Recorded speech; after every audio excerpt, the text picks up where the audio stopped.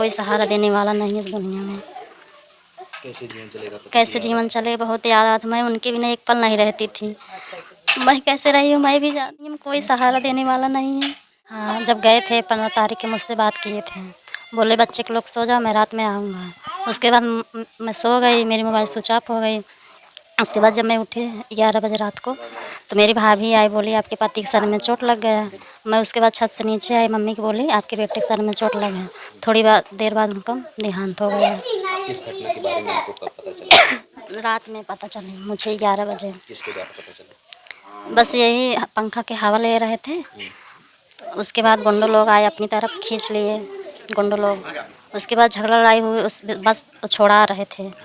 झगड़ा शांत हो गया, गाड़ी घर आने वाले थे, गाड़ी में बैठ गए थे। अकेले आ रहे थे? हाँ, अकेले आ रहे थे, गाड़ी में बैठ गए थे। उनको खींच के 7-8 लोग उनको खींच के बेरहमी से बहुत मारा। उनके साथ और कोई नहीं था? कोई नहीं था, 2 लोग थे गाड़ी में बैठे थे। उनको धमकी दिए थे, अगर ड्राइवर थे, अगर कोई मतलब हल्ला करोगे, फ़ोन भी करोगे, तुमको बहुत मारूंगा मैं।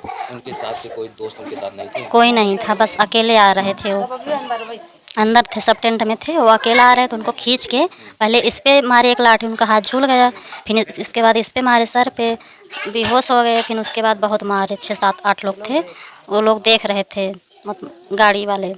अच्छा, विवाद कूलर के हवा को लेकर हुआ था कुछ और कुछ नहीं, बस हवा लेने वाला वही था बस। क्या कुछ लोगों ने बताया था? कैसे मतलब घटना हुई थी, मतलब किस कारण से? बस कूलर के हवा ले रहे थे, बस छोड़ा दिए, इसीलिए उनको मार दिए जान से। विवाद हुआ था इनसे नहीं हुआ? नहीं, इनसे नहीं, बहुत अच्छे थे, किसी से झगड़ा लड़ाई कुछ भी नहीं करते थे बस। अच्छा, विवाद किनके साथ हुआ था? इनके दोस्तों, मतलब दोस्त साथ में थे, उनसे हुआ था, इनसे कुछ भी नहीं हुआ था।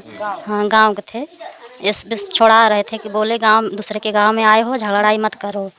हाँ, बस ये छोड़ा रहे थे। घर खाना खा पी के अपने घर पे गाड़ी में बैठे थे, उनको खींच के बेरहमी से बहुत मारे।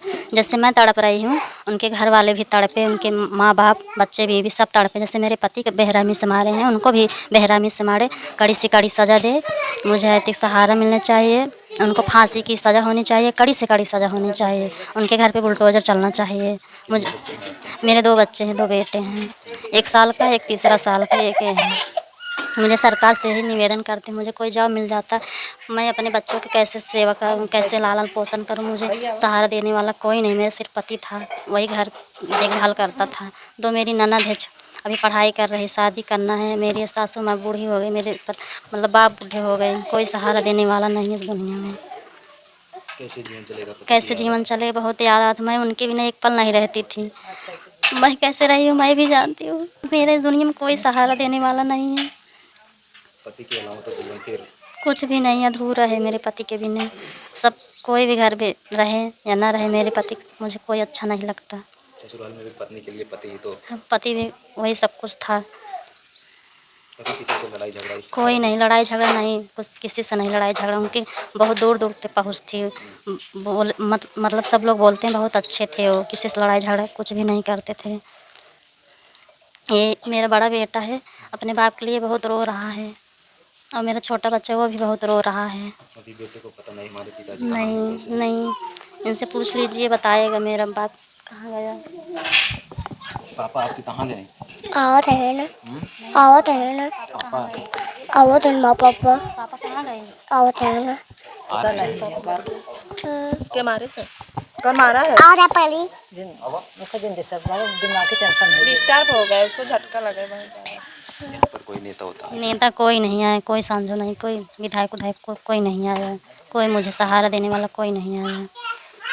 क्या कुछ पता लगा कितने लोग इस घटना में? हाँ, 9-10 लोग थे। हाँ, 7 लोग थे, 3 लोग अभी गिरफ्तार हुए हैं और 4 लोग अभी भागे हुए हैं, उनको भी गिरफ्तार करें। 7-8 लोग थे, आपके पति अकेले थे? हाँ, मेरे पति अकेले थे, कुछ उनके हाथ में कुछ भी नहीं था। वो लोग लाठी लिए थे, कुल्हाड़ी लिए थे, उसी से मार मार के मेरे पति की जान ले लिए। वो लोग पहले से प्लानिंग कर रहे हाँ, थे? पहले से प्लानिंग कर रहे थे, कोई बारात लोग आएंगे, मैं उसको मार के उड़ा फिर दूँगी। इनसे विवाद नहीं हुआ था, लेकिन इनके तो शादी थी। अनहियार में मार दी, समझाने की वजह मेरे पति की जान ले लिए। हाँ, क्या कुछ कहना चाहेंगे योगी आदित्यनाथ जी से? यही कहना चाहती हूँ, मेरे मेरे घर पे कोई आर्थिक सहारा मिलना चाहिए। मुझे जॉब मिल जाता तो अच्छा रहता। मेरे छोटे छोटे बच्चे हैं, मैं उनकी पालन पोषण कैसे करूँ, मुझे कुछ सहारा मिल जाता तो बहुत अच्छा रहता। प्रशासन की कार्रवाई से आप कितना संतुष्ट हैं? कुछ भी नहीं हूँ, कुछ नहीं खुशबू। उनके घर पे बुलटोल चलना चाहिए। इससे मेरे पति के तड़पा तड़पा के मारे, उनको भी तड़पा तड़पा के मारे। फांसी की सज़ा होनी चाहिए, कड़ी से कड़ी सज़ा होनी चाहिए। कितने लोग गिरफ्तार हुए? 3 लोग गिरफ्तार हुए हैं, बस 4 लोग अभी भागे हुए हैं। क्या कुछ कहकर आपके पति गए थे बारात में? कुछ बोले थे मैं जा रहा हूँ बारात में, रात में आऊँगा, बस यही बोल के गए थे। उसके बाद कुछ भी नहीं। आपको भी नहीं पता था कि अब जा रहे हैं, यही अंतिम मुलाकात है? नहीं, कुछ भी नहीं पता था मुझे। हम सोचे थे जैसे सबके बारात में जाते थे आएंगे, वैसे भी वो भी आएंगे, नहीं आए।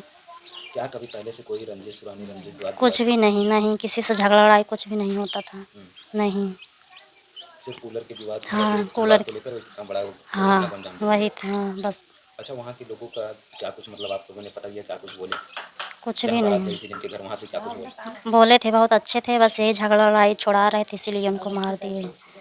और जो लोग इस घटना में संलिप्त थे, उन लोगों के बारे में क्या कुछ परिवार वालों ने बताया? मुझे बस इतनी पता है, कुछ भी नहीं। दोस्तों, ऐसे में हमारे साथ उनके पत्नी जी थी, जो कि अब वो तो इस दुनिया में नहीं है। ऐसे में हम पीड़ित परिवार में हैं और यहाँ पर ऐसे में जो नेता, सांसद, विधायक है, अभी यहाँ पर कोई नहीं आया है। ऐसे में उन लोगों से भी विनम्र निवेदन है कि आएँ और पीड़ित परिवार में इन लोगों को न्याय दिलाने का काम करें। पीड़ित परिवार जो है न्याय की आस लगाए हुए बैठा है कि आखिर हमारे बेटे का जो है न्याय कब मिलेगा। उनकी माता जी हैं, उनसे भी थोड़ा सा हम बातचीत करने का प्रयास करते हैं। माता जी, कब आपको इस घटना के बारे में पता चला कि आपके बेटे इस दुनिया में नहीं? हमको तो वही 11 बजे फ़ोन आया। मैं सो रही थी तो इनके पास वो जेठ का लड़का फ़ोन किया कि सानू की चोट लग गई है, चाची से मत बताना, हमार पीट हुई है। तो नहीं बताई। हम तब फिर फ़ोन किया कि उसको अस्पताल लेकर गए हैं, आ जाओ चाची से बोल दो। तो आई बताई, हम सोई थी नीचे, बताई कि मम्मी चोट लग गई है उनके। हमको कैसे? तो बताई पता नहीं, हमको नहीं पता है। तब हम उठे, सबसे पूछने लगे। वो फ़ोन किया हमारे पास, हमारे मोबाइल पे, तो हम पूछे कैसे लगी? तो बहुत मारपीट हुआ और उसको सर में बहुत चोट आई है, बहुत खून बह गया है, कोमा में हो गया है। उसको जान था ही नहीं, अब वो लोग क्या समझे। तो सुजानगंज में लेकर दिखाए तो वहाँ से रिफ़र कर दिए जौनपुर के लिए। जौनपुर गए, डेथ यहीं हो गई। तो जौनपुर जब पहुँचे तो डॉक्टर ने देखा तो स्ट्रेचर पे वैसे देखे तो बोले कि इसको पोस्टमार्टम हाउस में रखो, इसके डेथ हो गई है, इसके पास अब जिंदा नहीं है। वही तुरंत ही फ़ोन आया, भैया बेटे का दर्द, हत्या हुई है सुन के हमारे दिल पे क्या बीतेगी, वो तो माँ ही जानेगी। वो कुत्ता का औलाद था जो जिसने हमारे बेटे को ऐसे दर्दनाक मौत दी है, वैसी माँ उसकी दी थी जो ऐसे कुत्ते को जन्म दी है। ऐसे हमारा बेटा तो हीरा था, हीरा।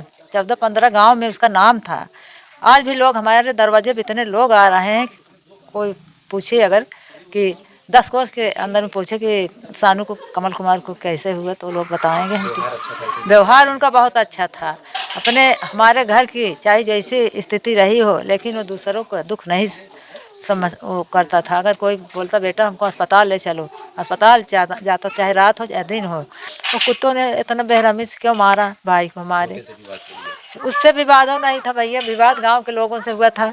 बेटा हमारा बचाव कर रहा था, क्योंकि हमें निष्पक्ष पता चली। बदलापुर तहसील में हम लोग परसों गए थे। एक 55-52 साल का आदमी था, जो SDM के बगल में ऐसे गेट पे बैठते हैं पुलिस। तो पूछ रहे थे क्या विवाद है, हम तो इनको लेकर अंदर चली गई। तो बोला कि अरे वो बहुत वो लेफ्ट राइट कर रहे थे, तो वही वो बचाव कर रहा था। तो वही हमारी जेठानी बोली कि इतना चप्पल मारूंगी मुंह पर कि तुम्हारा मुंह टूट जाएगा। वैसे लड़का हमारा इतना हीरा लड़का था, वो बीच बचाव कर रहा था, इसी की सजा उसको दिए। वही हम सोचे अगर मैं होती तो उसको 4 झापड़ लगाती कि हमारे बेटे को। घर अकेले भैया, अकेले। जैसे गाड़ी खड़ी थी और लोग और गाड़ी चली है, सिर्फ 3 गाड़ी थी वहाँ। तो हमारे गांव के हैं और ये लोग 2 बैठे थे। एक 55-56 साल के एज के हैं। उनके साथ के दोस्त कोई नहीं, दोस्त तो नहीं थे, दोस्त सब अंदर ही थे। दोस्त होते तो शायद ऐसी घटनाएं ना हो। पता नहीं, ये तो बाथरूम करने आया था तो सोचा हो कि अब गाड़ी लगी है तो हम भी बैठ जाएं। हम लोग यही सोच रहे हैं, लेकिन वो गाड़ी पे बैठा था। वो लोग प्लानिंग पहले वो लोग डंडे मोट मोट लेकर तीनों गाड़ी के अगल बगल घूमे। बोले कि अगर तुम लोगों को मारेंगे, तो लोग बोले हम बाराती नहीं हैं, हम ड्राइवर हैं। तो बोला कोई बाराती आएंगे तो हम मारेंगे, तुम लोग सनखना मत, नहीं तुमको मारेंगे, गाड़ी तोड़ देंगे। हमारा बेटा सोचा कि अब हम आए हैं तो इसी गाड़ी में बैठ जाएं, चले जाएंगे और लोग आ रहे होंगे। तो जैसे बैठा वैसे ऐसे खींच लिए हमारे बेटे का, जो कल परसों से लोग बता रहे हैं। तब हमारे लड़के को मार रहे हैं, ऐसे मार रहे थे। इधर गाड़ी खड़ी देख रहे हैं क्या करें, छटपटा रहे थे। हाँ, देख रहे थे। जैसे भैंसे की तरह पिटाई किए वो लोग, 7-8 लोग। हमारा बेटा वहीं दम तोड़ दिया। क्या बीती होगी हमारे लड़के के ऊपर। हम तो योगी जी से यही कह रहे हैं कि योगी महाराज, मुख्यमंत्री जी, आप इन दोषियों को कड़ी से कड़ी सजा दें। इनके घर पे बुलडोजर चलें, जैसे मैं तड़प रही हूँ अपने बेटे के लिए, वैसे इनका माँ बाप भाई बहन जो भी इनका हो, बीवी बच्चे, वैसे तड़पे। इनको मैं फांसी की मांग करती हूँ, इनको उम्र कैद की मांग करती हूँ। इनको एनकाउंटर करें प्रशासन, जैसे चोरों की एनकाउंटर होती है वैसे इनका भी हो।